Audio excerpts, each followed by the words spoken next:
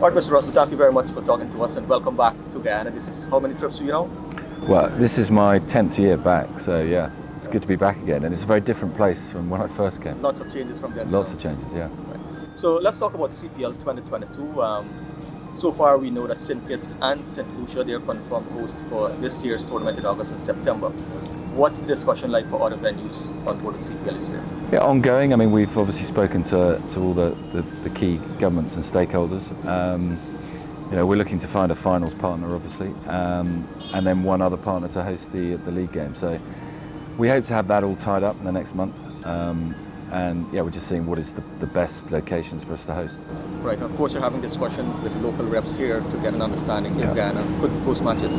Yeah, we know Guyana's a fantastic venue, and the one thing that we're keen to do this year is to get crowds back. That's very important to us because the CPL brand relies on that. So we're very hopeful, that we can do some good stuff down here.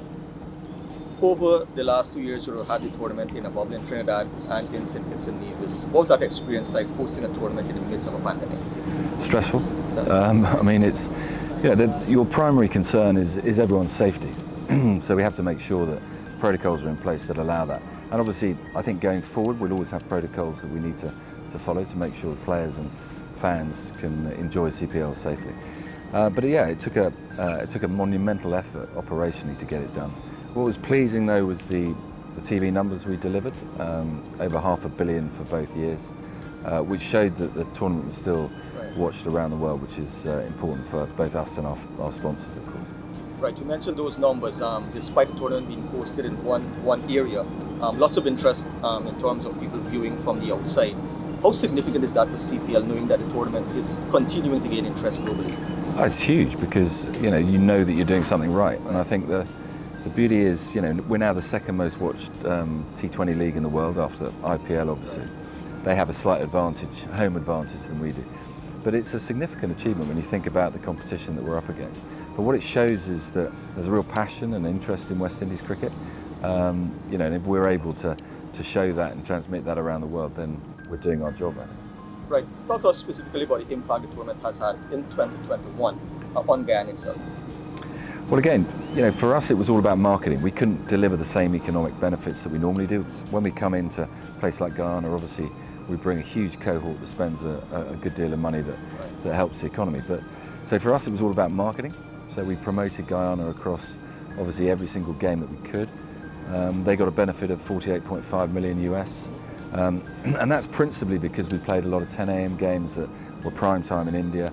And we got massive audiences in India, which significantly boosted our value. So yeah, we're really pleased and proud that we were able to deliver that number.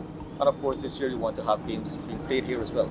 100%. That would be the beauty, really, if we could get back to Providence, have full houses again, and that buzzing atmosphere that we know works so well, and a winning Guyana team. I think it would be fantastic.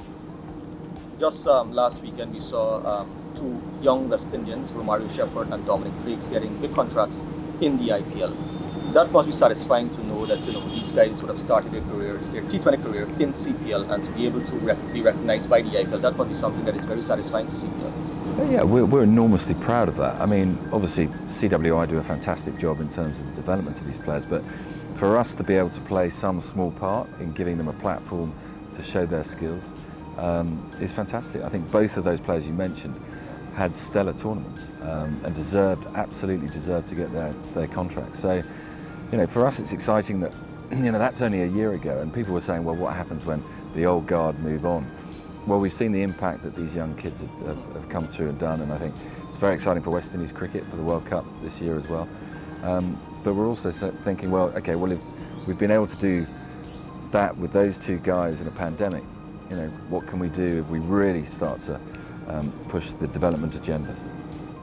On the female aspect of cricket, we know there is a female participation in the Big Bash League in the IPL as well. Are there plans at CPL level to have female involvement in the tournament? Very much so, and we trialled it in 2019. We played 2 T10 games, but they were just exhibition games. So our plan this year is to have 3 franchise teams, women's teams. They'll play in a smaller version of CPL right at the start of the tournament. But we want to get that ball rolling. We want to get the women's players into a franchise system, see what it's like, get them integrated into the whole CPL experience. Because you're right, Big Bash has done a good job, England has done a good job, yeah, and it's time. Coming back to the male version, the head coach, West Indian head coach Phil Simmons, as well as the captain Kieran Pollard, did mention last year that there is a need for a parallel tournament to CPL to expose more homegrown players. Is that something that CPL would be interested in going forward, to maybe alter the arrangement to have more homegrown players in the tournament? Yeah, I think it's, rather than have it, CPL is what CPL is. And I think that has to be the pinnacle in terms of T20 franchise cricket in the region. But what I think is important is that you have a feeder into that. So there is a developmental T20 where you're not getting all the stars. It's very much a domestic tournament where, these young kids can come and show their talent. Because I think it's also important that franchise owners in CPL can see what's coming down the line. And I think, if we can identify younger talent early, I think that's for the betterment of West Indies cricket as well. So, we would definitely encourage that. How is planning coming along for the tournament in terms of interactions with the various governments?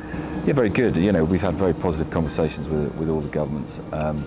We are going to play only in 4 countries this year. That's partly because we feel that COVID might still be an issue, and we have to be mindful of that. And so logistically playing across 6 would be problematic.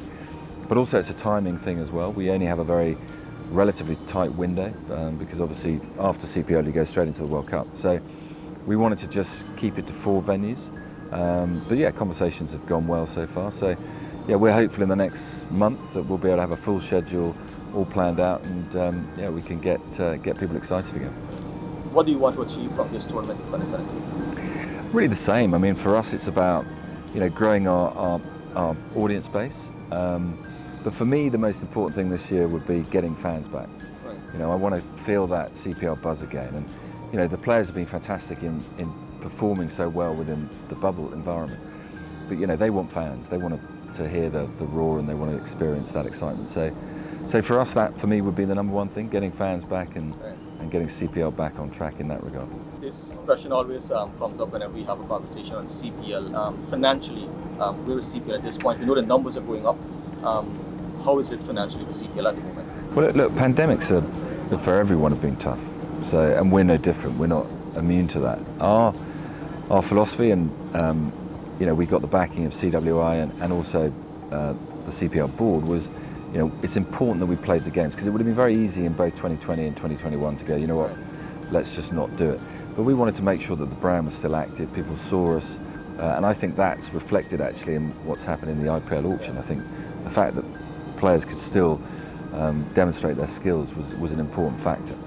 But it cost us a fair amount of money to put that on, and we had to support the franchise owners obviously to make sure that we could get the quality of players that we did. But I think that's all, and I say it every year, for us it's an investment. This is not a short-term game plan. This is a long-term play, and it's all about planning for the future.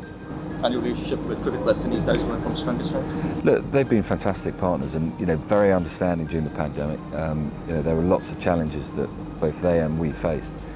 But I think if you looked at it and said, well, which cricket board put on the most cricket during the pandemic, it was Cricket West Indies. So you've just got to say kudos to them, because and they very much encouraged us to do the same, so to play. So we have a very good relationship with them. That's only going to get stronger, I think, and it's important. It's important that we're both on the same path growing the game.